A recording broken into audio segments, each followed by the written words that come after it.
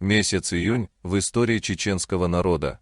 11 июня 1733 года сражение в центральной части Чечни у реки Аргун против 4000-ной российской группировки войск под командованием генерала Людвига Вильгельма Гессен-Гомбургского.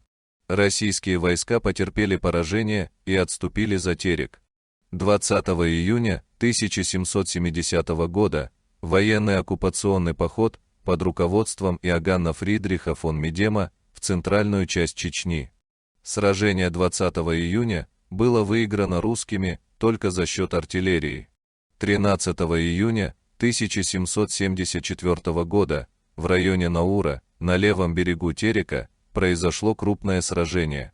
3000 чеченцев против оккупационных российских войск. Июнь 1786 года, Шейх Мансур. Атака на оккупационные российские войска в районе Ставрополя. 20 июня 1805 года, попытка русских войск пройти на Сунжу.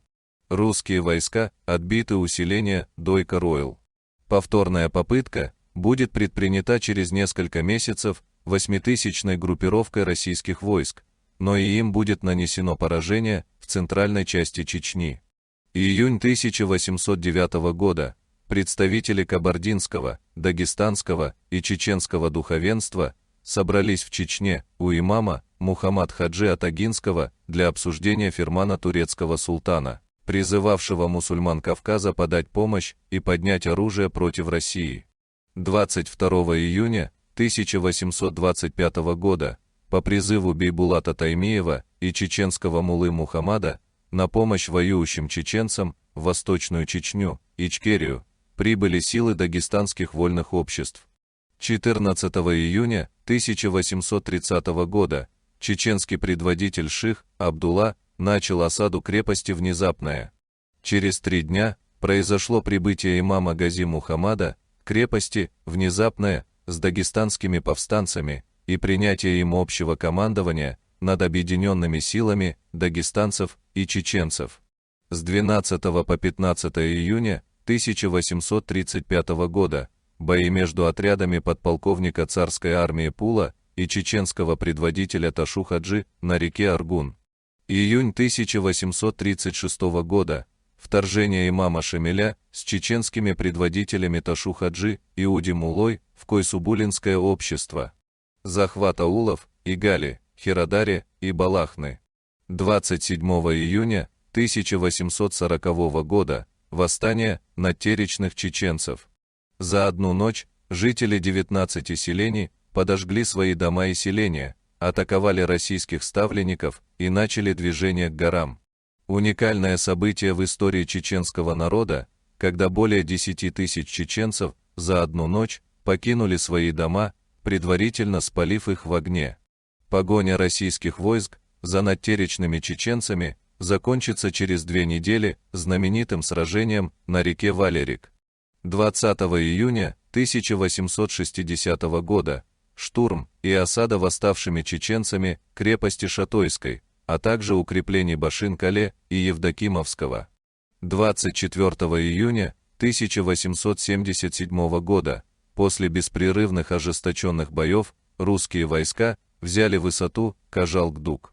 Имам Алибек Хаджи прорвал окружение противника, оставив на поле боя 40 убитых, и ушел в Симсирские леса. Июнь 1919 года переселение Узун-Хаджи Салтинского в Чечню введено. Повторение жизненного пути имама Шамиля, переселившегося таким же образом за 80 лет до этого.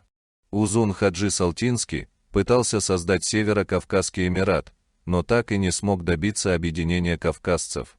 Июнь 1978 года. Убийство сотрудниками КГБ чеченца Малика Ахмадова из студенческого чеченского национального объединения, клуба «Пхармат».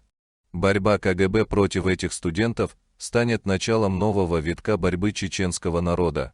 Именно эти события окажут влияние на лидеров движения за свободу и независимость чеченцев, в частности, на одного из лидеров и героев чеченского народа, Зелимхана Яндарбиева.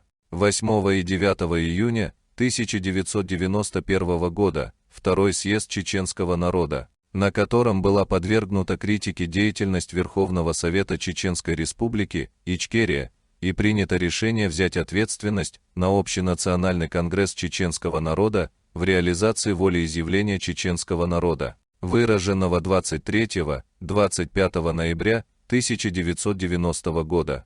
С 14 по 19 июня 1995 года контратака чеченцев под руководством Шамиля Басаева в тылу России.